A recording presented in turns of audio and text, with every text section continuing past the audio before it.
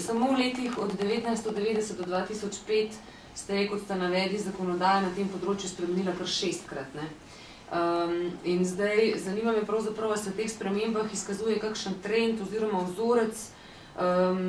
Navržem naj še v tem, da seveda je velik mehanizem nadzora in pritiska na RTV Slovenija sama naročnina. Ob zadnjem referendumu in zadnjih spremembah zakonodaje se gotovo vsi kot potrošniki spomnimo teh ultimativno populističnih gesel o nižji naročnini in boljšem programu, kar zveni zelo všečno, je pa ogromen problem potem za izvajanje nekih neodvisnih programov. Pa mogoče bi kar vprašala Sandro, glede na to, da je že leta 2002 v zbirki Media Watch izdala knjigo z naslovom Državni ali javni servis. Če si to vprašanje zastavimo danes, Sandra, kakšen servis imamo? Državni. Bi kaj dodala? Gre se za to, da razprave o tem, kako naj se uredi ta medij v tej državi, če vprašaš dneve po trendih, je vse skozi enak. Ne obstaja konsens, tudi ne obstaja prizadevanje, da bi se okrog tega dosegal še zlasti politični konsens.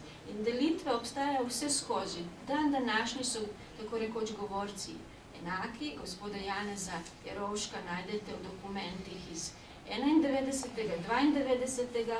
in na referendumu leta 2005 kot enega od govorcev, ki razlaga v imenu desne politične opcije, kako si predstavlja ta sistem. In ta sistem si povečinoma na podlagi analize dokumentov, ki razpravljajo govorci z desnega spektra, so si že v 90-ih začetku razumeli kot servis, pri katerem se ni treba pretvarjati, da politika ga ne obvladuje, ampak se je treba sprejeti dejstvo, da tiste stranke, ki zmagajo na volitvah, so pač zmagale, so dobile mandat, da upravljajo državo, enačaj RTV, in je to treba sprejeti kot zdravo dejstvo. V nekaterih obdobjih se potem, ko se je oblast izgubila, tudi v 90-ih, ko je gospod Peterle izgubil mesto predsednika vlade, pojavim predlog, da se pa RTV razdeli tako, da je en kanal od opozicije, drugi od prvi proti. To je bilo tudi leta 2004. Tako. In potem se... Tisto, kar je problem, je, da politiki na katerokoli opcijo v bistvu ne razumejo, kaj je javni RTV in imajo neverjetno sposobnost, da se s tem igrajo, posebej zaradi tega, ker to mi plačujemo. In jih to ne stane nič.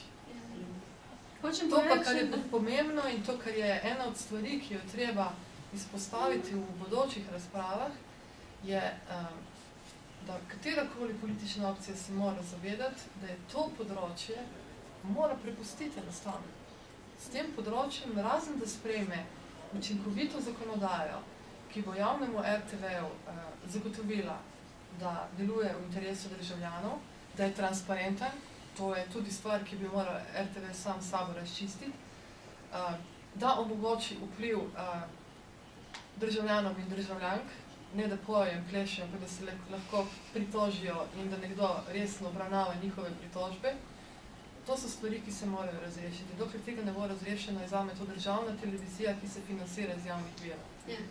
Samo še ta drugi pol, ker sem precej izpostavila desno politično opcijo, potem je nastopila ureditev, ki je trajala kar nekaj časa, ki je upravljanje televizije nominalno prepustila civilni družbi, svet RTV-ja, tega se boste spomnili.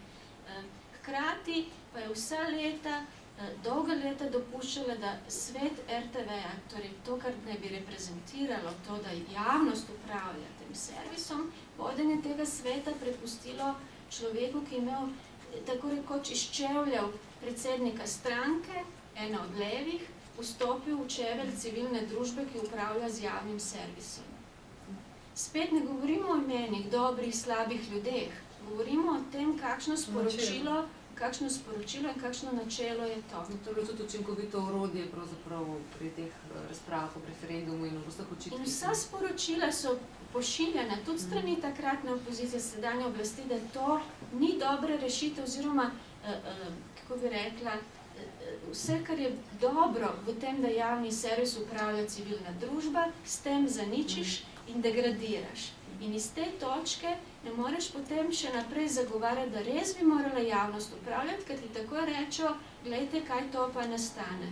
Zato mislim, da, kot smo rekli, v tej državi ni bilo dejanske odločitve sprejete strani političnih akterjev, da je javni servis treba pustiti javnosti, profesionalcem, ustvariti pogoje, zagotoviti pogoje za neodvisnost in pustiti to iz rok. To se vam najbolj nazorno kaže s tem, da nobena vlada doslej ni pustila, da bi višina RTV prispevka bila odvisna od inflacije, od bruto plače, vemo česa, avtomatizma. Ne, vsak generalni direktor doslej v tej državi mora vlogo, da zviša prispevek poslati pristojnemu ministru.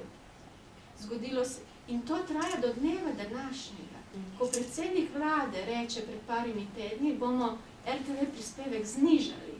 To pomeni, on bo uredil, da se zniža, če mu se bo hotelo. Veste, to so težke stvari. Ne vem, kako lahko v tem smislu govorimo o svobodi, trgu in v čem se mi zdaj ne moremo okrog tega soglašati, da je to izrazita instrumentalizacija in izvajanje pritiska. Tako da je druga plat pa so novinarji, ker tle, kot vidite na koncu, vtatimo, da politiki ne razumejo, v čem je bistvo, zakaj je to javni servis. Če bi hotel kdo, če bi bila poanta tovrstnega medija, da ga upravlja država in politika, bi potem si recimo iz državnega budžeta financiral. Obstajajo tudi te ideje, še te bomo morda še kmalu ponovno slišali. Ne? Zakaj pa plačujemo mi vsak mesec državljani? Ni to, komu se zahotelo. To je dejansko ta kanal, ki naj bi demonstriral, da naj bi mi državljani imeli vpliv in da bi ti profesionalci, nekateri tukaj sedijo, imeli pred sabo nas, ki jih plačujemo. Ne? Ampak se dejansko to zlorablja v tem smislu, da se reče, mi smo zmagali na volitvah, mi upravljamo.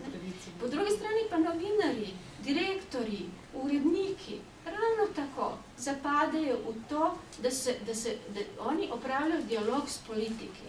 In ne samo to, vsako jutro se začne naš dobro jutro na Radiu Slovenija z biltenom, kateri odbor se bo danes jutri sestal, vsaka osrednja poročila o tem. Ne o tem, kaj se je državljanom danes zgodilo. Ne? Razen v črni kroniki. In samo oprosti,